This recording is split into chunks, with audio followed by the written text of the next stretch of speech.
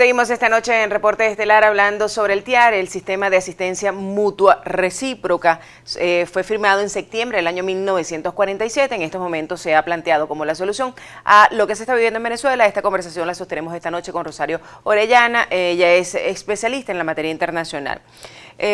Pues quedó un poco, antes de irnos al aire, los mecanismos, ¿no?, para invocar el TIAR. Ahora, una vez que suceda la reincorporación, si es que se aplica además, porque Venezuela se habla de más sanciones antes de utilizar la fuerza como último mecanismo.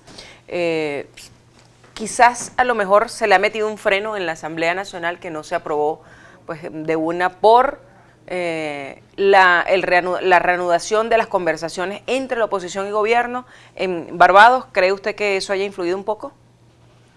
Si influyó, en realidad no veo por qué. Lo que sería muy útil, así como está haciendo, por ejemplo, está haciendo este programa, el esfuerzo de que se conozca realmente lo que es el TIAR, porque las frustraciones son hijas de las expectativas. Entonces, sería bien interesante que la Asamblea Nacional explicara lo que es el TIAR en este proceso, sobre todo de reincorporación, y que igualito es útil que regresemos. Pero en el caso, por ejemplo, de las 4 veces que ha sido invocado, ninguna ha sido invocado, digamos, no existe además la dualidad que existe en Venezuela, que tenemos una dualidad para muchas cosas. Y esa para mí es una de las razones de la presión que tiene que tener la comunidad internacional. Si se consideró que hablar del TIAR era una presión, yo me pregunto, ¿una presión para quién? Sí, una presión internacional, que es un mecanismo, así lo ha planteado Juan Guaidó. Sí, pero digamos que detrás de la diplomacia venezolana de hoy cuenta con la guía, por decirlo de una forma muy moderada, de la diplomacia del castrocomunismo. Y el castrocomunismo es sumamente hábil en esa materia. Como el castrocomunismo sabe, todas las dificultades para que se llegase a aplicar el TIAR, o digamos, es específicamente que es lo que se ha alegado, que se llegue, porque prevé el uso de la fuerza, que se llegue a aplicar el uso de la fuerza. Eso lo sabe el castrocomunismo, de manera que no es exactamente una presión.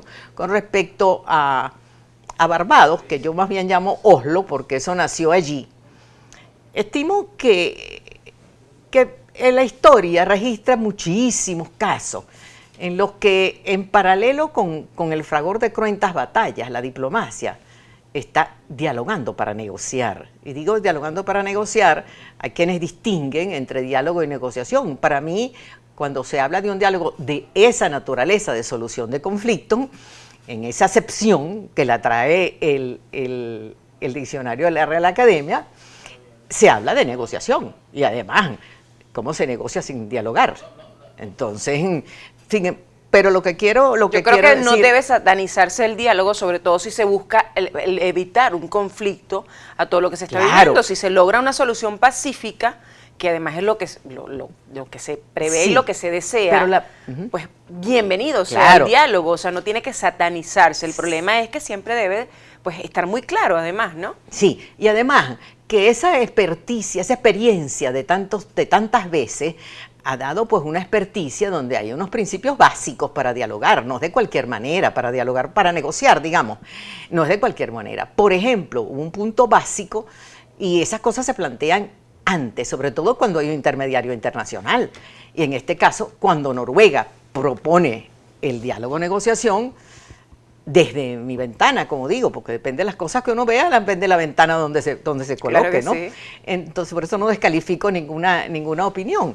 Pero desde mi ventana, lo mínimo que se podía haber hecho antes de sentarse a la mesa es decirle a Noruega, mire, hay un principio básico que es la neutralidad. Y resulta que ustedes reconocen al presidente Maduro y tienen inclusive un embajador. Busquen una fórmula, por favor, para nosotros poder aceptar su intermediación. Busquen una fórmula en que sea presentable una neutralidad de parte de ustedes. Y eso se hace antes. Y así como eso, un montón de cosas en el cómo.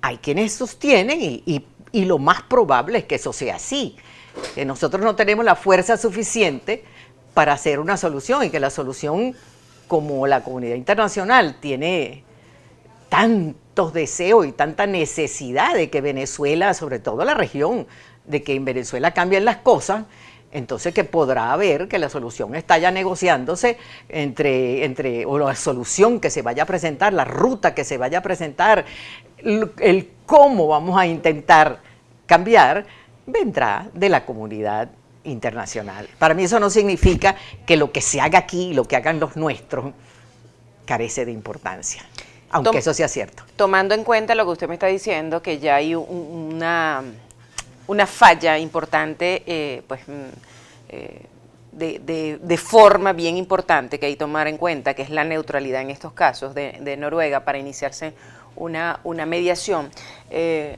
¿Cómo cree usted y cómo ve la solución a través de la agenda internacional a lo que se está viviendo en Venezuela, sobre todo a raíz del informe de la alta comisionada Michelle Bachelet? Yo veo que podría impulsarse, por ejemplo,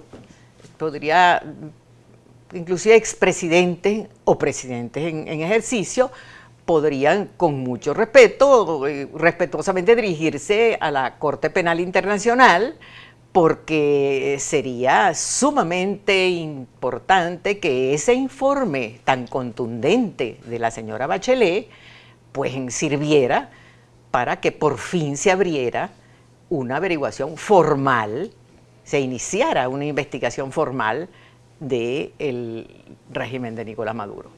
Bueno, muchísimas gracias, Rosario Orellana, por habernos acompañado la noche de hoy hablando sobre la agenda internacional y sobre todo lo relacionado con el tema de la posible reincorporación de Venezuela al TIAR y su posible invocación en lo que se está viendo en nuestro país. Bueno, hay dos cosas antes de despedir rapidito que les quiero decir. Ya entramos en la semana aniversario. El día de ayer cumplimos 5 años ininterrumpidos al aire, que este programa se inició y que ha sido una ventana importante en los tiempos que se está viviendo en Venezuela para que usted se mantenga bien informado sobre lo que acá ocurre. Vamos a estar llevándoles a ustedes un programa especial sobre este aniversario. Muchísimas gracias, como siempre, por su preferencia, sus mensajes a través de nuestras cuentas en Twitter e Instagram, @reporte_bajo. También mi cuenta personal en Twitter, @Canelón del Valle, y en Instagram del Valle Canelón. Eso representa un compromiso y una responsabilidad con usted para mantenernos allí siempre firmes por nuestro compromiso con la información y con lo que ocurre en Venezuela. Venezuela es pues el todo de lo que estamos viviendo en estos momentos. Antes de pedir, pues agradecida con Rosario Orellana por este libro, Grupo Ávila, Apuntes y Reflexiones sobre la Agenda Internacional Actual. Creo que es un libro pues bastante apropiado para los tiempos que se están viviendo en nuestro país y sobre todo porque pues ha sido determinante. Hoy más de 60 países han marcado una posición con respecto a lo que se está viviendo en nuestro país y resulta un mecanismo de presión. Lo que pasa es que los tiempos en la agenda internacional pues no son los tiempos que quizás todos quisiéramos. Nos despedimos por esta noche, como siempre agradeciendo su sintonía. Queden en compañía de Noticias Globovisión.